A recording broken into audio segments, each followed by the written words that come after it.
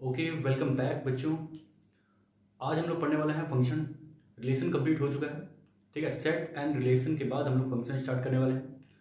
Function relation को connect करता है, ठीक है, और रिलेशन कनेक्ट करता था सेट को। इसका मतलब सेट, रिलेशन, देन फंक्शन। आज हम लोग फंक्शन स्टार्ट करेंगे। रिलेशन और फंक्शन में बहुत ही माइनर डिफरेंस है, ठीक है। वो डिफरेंस क्या है, चलो समझते हैं। रिलेशन एंड फंक्शन, ठीक है, इन दोनों में डिफरेंस क्या है।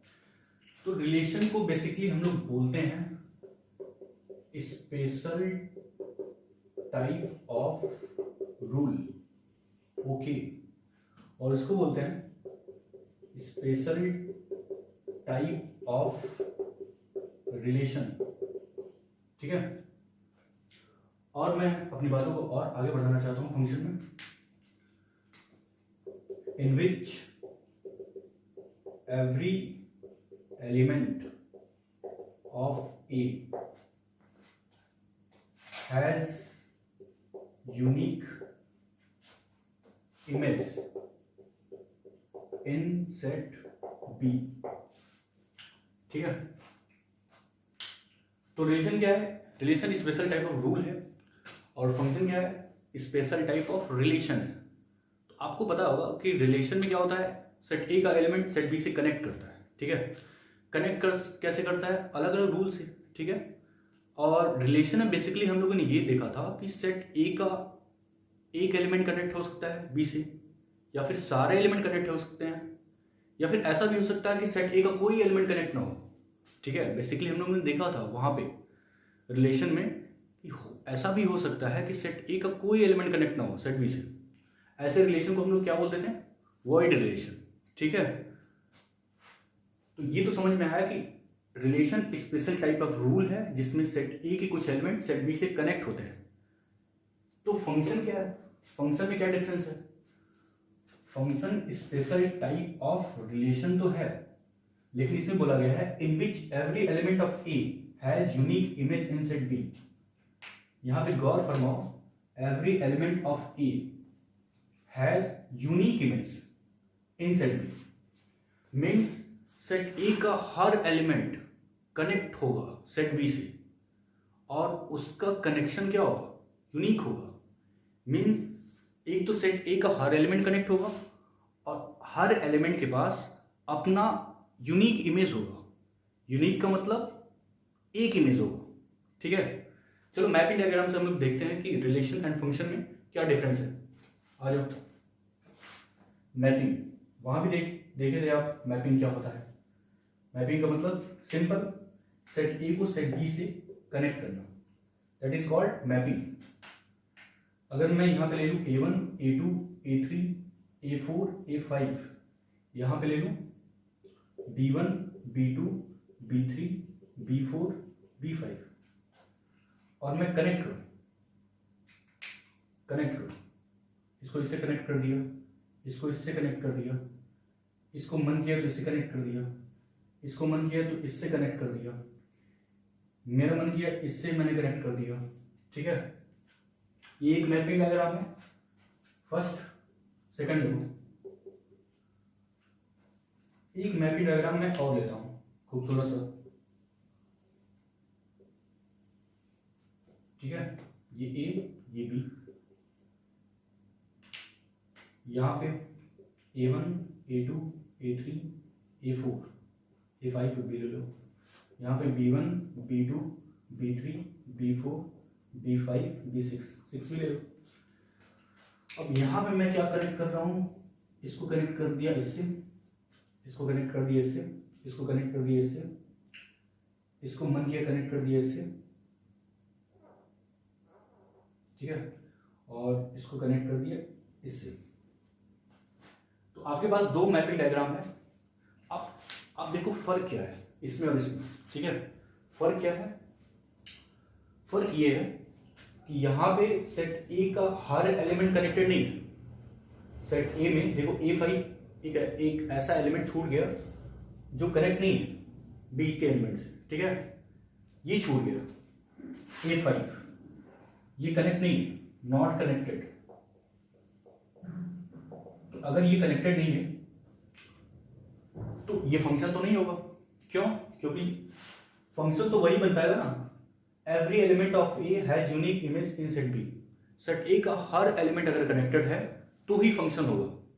ये फंक्शन तो है नहीं, लेकिन सेट ए का कुछ एलिमेंट सेट बी की कुछ एलिमेंट से कनेक्ट है, इसका मतलब ये रिलेशन है। इसको क्या बोलेंगे? रिलेशन। ठीक है, अब इधर देख लेते हैं। यहां देखो क्या है, सेट ए का हर एलिमेंट सेट बी के एलिमेंट से कनेक्टेड है। सेट ए का हर एलिमेंट सेट बी के एलिमेंट से कनेक्टेड है। और एक और खास बात इसमें ये है कि हर एलिमेंट का सिर्फ एक इमेज है। हर एलिमेंट का सिर्फ एक इमेज है, देख सकते हो आप। A1 का इमेज है B1, A2 का इमेज है B2, A3 का इमेज है B3, A4 का इमेज है B3। आप ये कहोगे सर दो एलिमेंट एक से जुड़े हैं, उससे कोई फर्क नहीं पड़ता। ठीक है, दो एलिमेंट एक से जुड़ सकते हैं। मीन्स अगर ये कहो कि A3 का इमेज क्या है? B3, एक इमेज, सिर्फ एक एलिमेंट का सिर्फ एक इमेज मिलना चाहिए। और A4 का इमेज क्या है? B3, तो A4 भी B3 से कनेक्ट है, मतलब एक ही एलिमेंट से कनेक्ट है। और A3 भी एक ही एलिमेंट से कनेक्ट है, B3 से। अच्छा, यहाँ A5 किससे जुड़ा है? B4 से। इसका मतलब ये जो मैपिंग डायग्राम है वो फंक्शन के रूल को सेटिस्फाई कर रहा है। ठीक है, क्योंकि यहाँ पे सेट ए का हर एलिमेंट कनेक्टेड है सेट बी से, और हर एलिमेंट का एक ही इमेज है सेट बी में। इसका मतलब ये फंक्शन है, ठीक है, पूरी तरह। और ये फंक्शन नहीं है लेकिन रिलेशन। ठीक है, तो अब आपको समझ में आ गया होगा कि रिलेशन बेसिकली क्या है और फंक्शन क्या है। रिलेशन के पास बाउंड्री नहीं है। ठीक है, इसके पास कोई रिस्ट्रिक्शन नहीं है। सेट ए पे कोई रिस्ट्रिक्शन नहीं है। यहां पे एक एलिमेंट कनेक्ट हो सकता है, सारे एलिमेंट कनेक्ट हो सकते हैं। ठीक है, कुछ एलिमेंट कनेक्ट हो सकते हैं, या हो सकता है एक भी एलिमेंट कनेक्ट ना हो बी से। जब एक भी एलिमेंट कनेक्ट नहीं होगा उसको वॉइड रिलेशन बोलेंगे। लेकिन फंक्शन के पास बाउंड्री है, इसके पास रिस्ट्रिक्शन है। क्या रिस्ट्रिक्शन है? कि एक तो हर एलिमेंट कनेक्ट होना चाहिए सेट बी से, और हर एलिमेंट का सिर्फ एक इमेज होना चाहिए। ठीक है, तो आपको समझ में आ गया होगा रिलेशन और फंक्शन में क्या डिफरेंशिएशन है। ठीक है, ये इससे अलग क्यों है। ठीक है, रिलेशन को स्पेशल टाइप ऑफ रूल बोला जाता है और फंक्शन को स्पेशल टाइप ऑफ रिलेशन बोला जाता है। ठीक है, आई होप ये सारी बातें आपको समझ में आई होगी। ये बेसिक डेफिनेशन ऑफ फंक्शन है। ठीक है, डेफिनेशन पार्ट ये रहा। ठीक है, आगे बढ़ते हैं।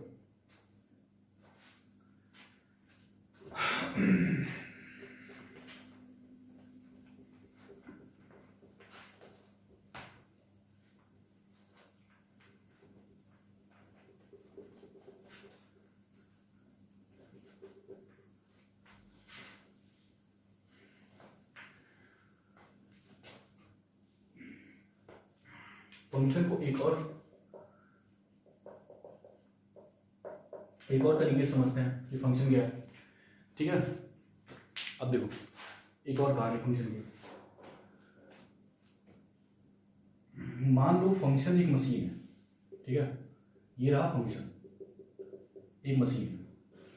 मशीन को बना ही लेते हैं। मशीन कैसे बनाओगे? चलो, ये मशीन है, कुछ मशीन है। ठीक है, और यही फंक्शन है। एक मशीन है और एक फंक्शन है। ठीक है, अच्छा ध्यान से समझो। फंक्शन एक मशीन है। ठीक है, ये रहा आपके पास मशीन। तो मशीन करता क्या है? मशीन जो है कुछ मैन्युफैक्चर करता है। ठीक है, कुछ ना कुछ तो प्रोडक्ट बनाता ही है। अच्छा, प्रोडक्ट कैसे बनता है? जब आप कुछ डालते हो मशीन के अंदर। ठीक है, कोई इनपुट डालते हो अंदर, तो मशीन के अंदर वो जाएगा प्रोडक्ट।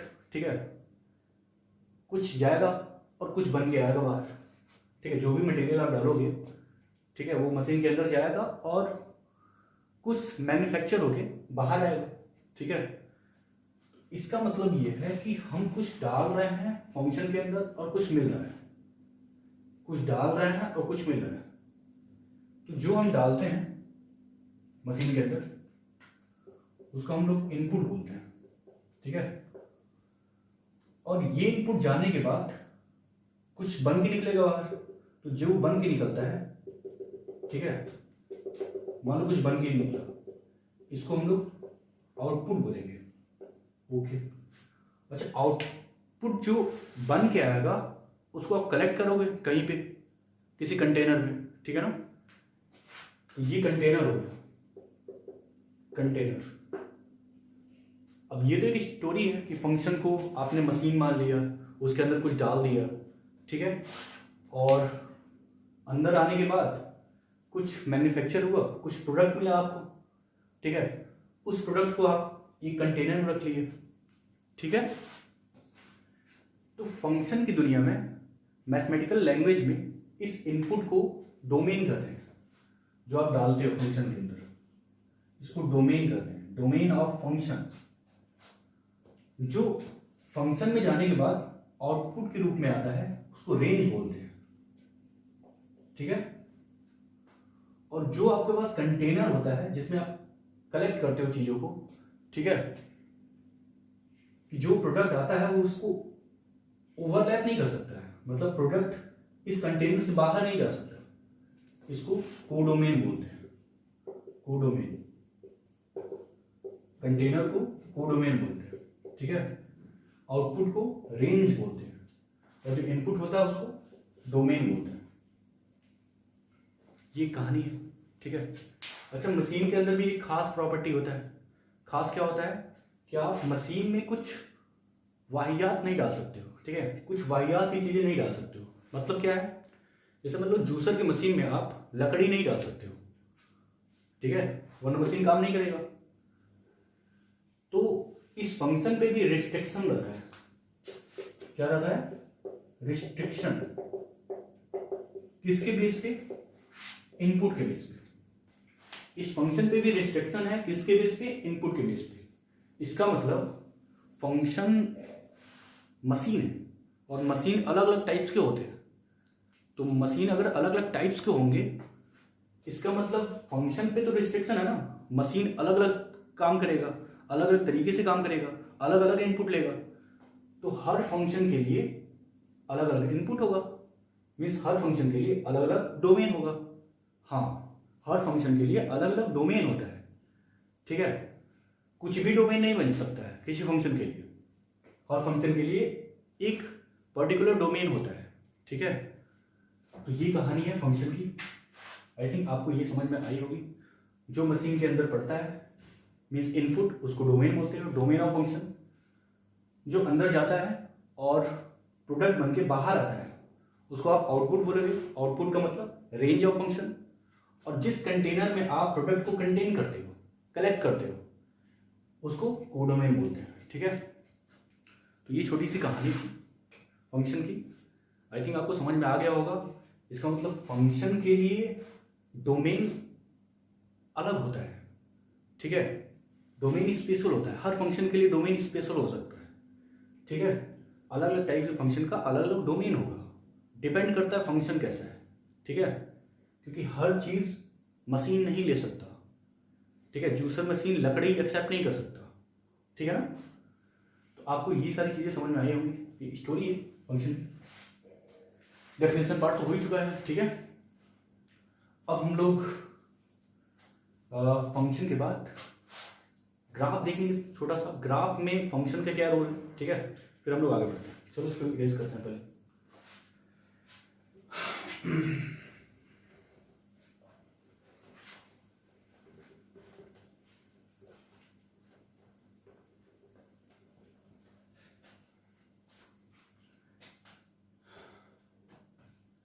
ग्राफ से समझो, ग्राफ क्या है फंक्शन के लिए, ठीक है।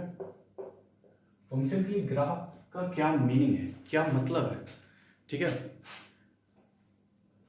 देखो, हर इक्वेशन और हर फंक्शन बेसिकली होता क्या है? एक कर्व होता है। कर्व, कर्व का मतलब ग्राफ बोल सकते हो आप, ठीक है। मीन्स हर इक्वेशन और हर फंक्शन का कुछ न कुछ ग्राफ बनता है, ठीक है, rough graph, exact graph, graph बनता है। ग्राफ का मतलब क्या होता है, कर्व होता है, ठीक है, कुछ का ऐसा होगा, ठीक है, कुछ का कुछ और होगा, ठीक है। बेसिकली हर फंक्शन का कोई ना कोई ग्राफ बनता है, ग्राफ प्लॉट हो सकता है हर फंक्शन का, ठीक है। तो मान लो एक रफ ग्राफ मैंने ड्रॉ किया किसी फंक्शन का। मान लो एक फंक्शन है जिसको नाम दे दो let F be a function, ठीक है। फंक्शन को बेसिकली एफ ही बोलते हैं, एफ ही बोलते हैं। और एफ का मैंने ग्राफ प्लॉट किया कुछ ऐसा, कुछ कुछ कुछ कुछ ऐसा, कुछ कुछ ऐसा, ठीक है। तो ये एफ का ग्राफ है, एफ का, इसका नाम है एफ, ये एक फंक्शन है, इसका ग्राफ, ठीक है। ये आपका एक्स एक्सिस है और ये आपका वाई एक्सिस है, ठीक है। ये नेगेटिव एक्स, ये नेगेटिव वाई। अब फंक्शन का ग्राफ यहां से लेके यहां तक है, ठीक है। इसका मतलब इसका एक्स पे कुछ प्रोजेक्शन होगा, मान लो इसको a1 मान लो, यहां तक गया तो यहाँ पे x पे प्रोजेक्शन क्या होगा, इसको a2 मान लो। तो ग्राफ का, इस ग्राफ का x एक्सिस पे प्रोजेक्शन क्या है, a1 से लेके a2 तक है। मतलब ग्राफ का एक्सटेंशन जो है x एक्सिस पे कितना है, a1 से लेके a2 तक है।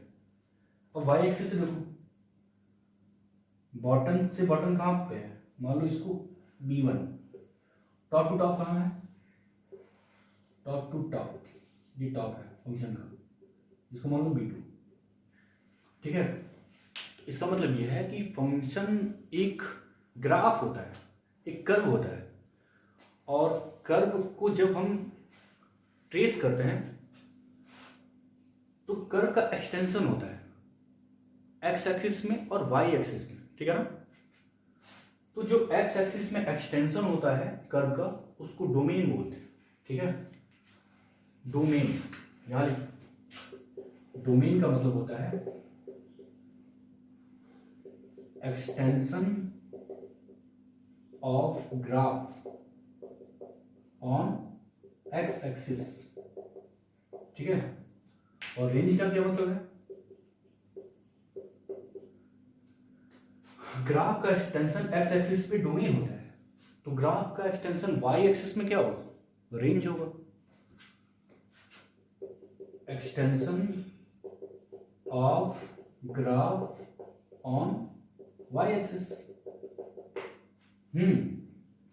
तो इसका मतलब एक बात समझ में आ गया कि हर फंक्शन एक कर्व होता है, मीन्स ग्राफ होता है, और ग्राफ का एक्सटेंशन होता है एक्स एक्सिस पे और वाई एक्सिस पे।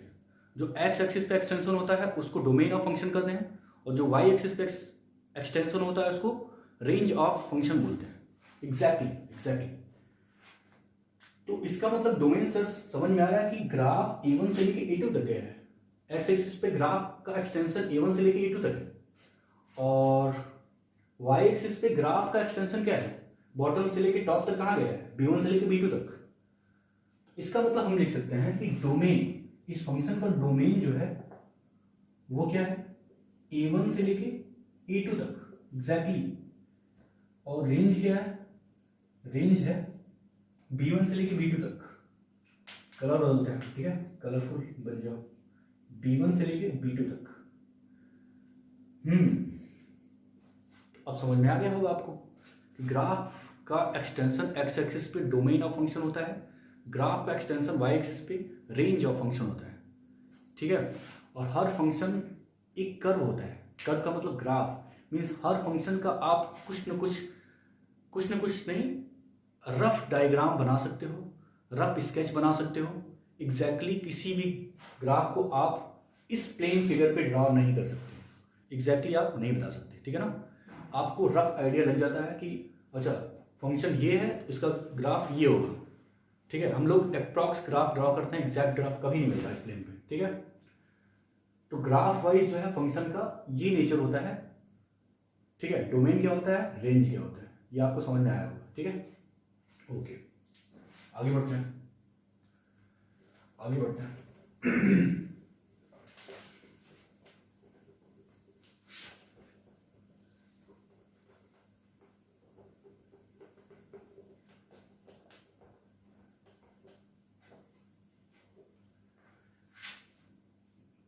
अगला, ये बहुत इंपॉर्टेंट है, ठीक है, क्लासिफिकेशन ऑफ फंक्शन।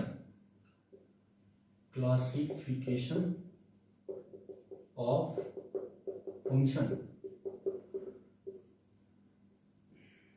ये क्या है?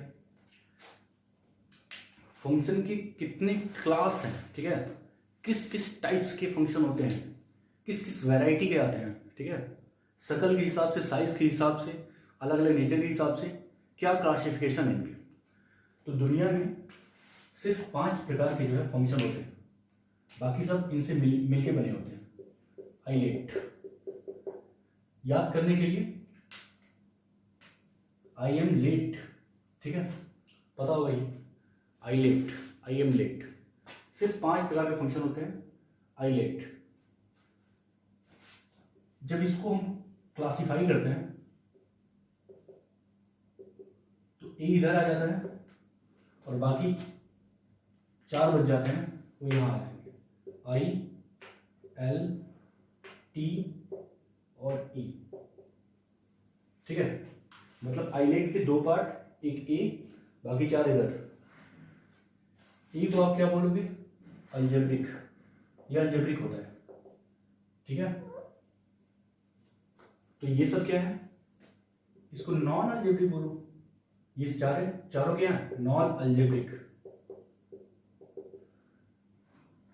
इसको ट्रांसेंडेंटल भी कहते हैं, ट्रांसेंडेंटल, बहुत ही प्यारा नाम है, ठीक है, जो यूनिक है, अलग है, बहुत कम लोग इसको जानते हैं, लेकिन आप जान लो।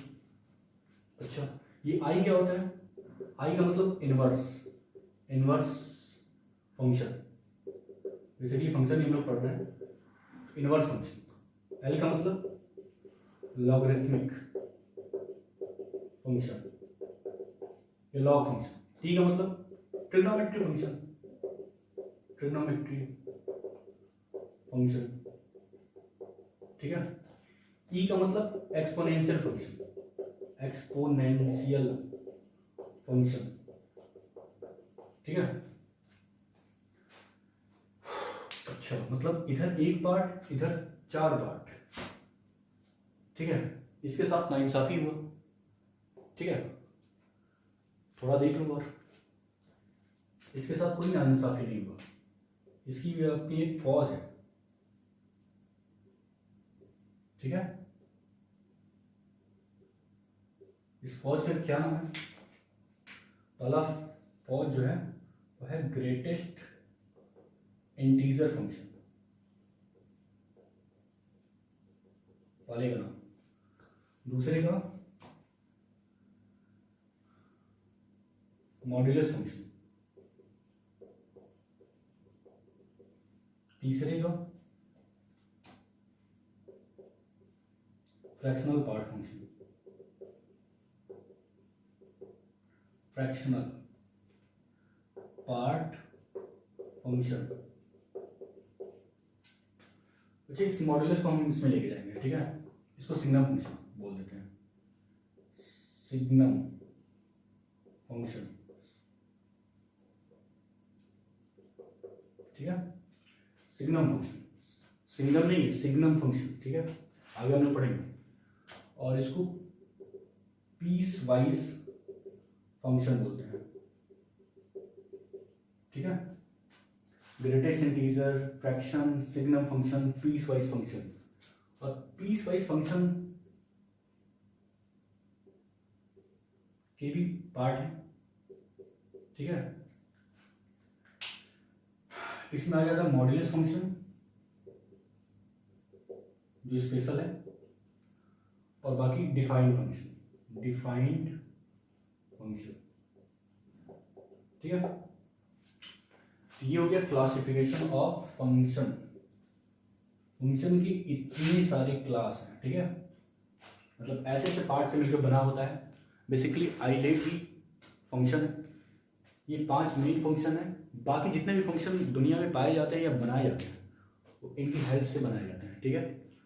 तो यही क्लासिफिकेशन ऑफ फंक्शन है। इम्पॉर्टेंट क्या है, ये इम्पॉर्टेंट है, ये इम्पॉर्टेंट है, ये इम्पॉर्टेंट है और ये इम्पॉर्टेंट है। यही पढ़ा जाता है हम लोग अपने सिलेबस में, ठीक है। और ये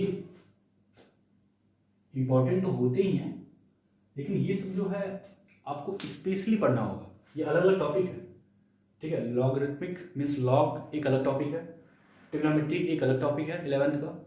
एक्सपोनेंशियल फंक्शन अलग होता है, लेकिन हम लोग इसी में पढ़ लेंगे। इन्वर्स फंक्शन का ही पार्ट है। जैसे इन्वर्स ऑफ रिलेशन आपने पढ़ा था, वैसे यहाँ पे इन्वर्स ऑफ फंक्शन भी होता है। तो बेसिकली जो है यही क्लासिफिकेशन है। आई थिंक आपको समझ में आया होगा और चीज़ें समझ में आ जाएंगी। ये क्लास है, ठीक है। बाकी इन सब के बारे में हम लोग डिटेल जो है पढ़ेंगे। ये बेसिक डेफिनेशन था फंक्शन का। आई होप आप लोगों को ये सब तो समझ में आया होगा, ठीक है। आसान था, क्लासिफिकेशन था, ठीक है। अब इन सब के बारे में डिटेल्स जो है हम लोग नेक्स्ट वीडियो में पढ़ेंगे, ठीक है। क्योंकि अलग अलग जितने भी टॉपिक्स हैं उनको अलग अलग सब टॉपिक्स बना के हम लोग पढ़ेंगे। ग्रेटेस्ट इंटीजर ये एक अलग फंक्शन है, इसके बारे में हम लोग पढ़ेंगे। इसका डेफिनेशन पार्ट पढ़ेंगे, इसका ग्राफ जानेंगे, इसकी प्रॉपर्टी जानेंगे, इससे रिलेटेड क्वेश्चन करेंगे। सिग्नल फंक्शन ये अलग फंक्शन होता है, इसका डेफिनेशन पार्ट होता है, ठीक है। ग्राफ बनते हैं, डोमेन रेंज की बात होगी, इसके प्रॉपर्टी की बात होगी। इन सबको इन डेप्थ हम लोग पढ़ेंगे, ठीक है, अगले वीडियो में। तब तक के लिए बाय बाय।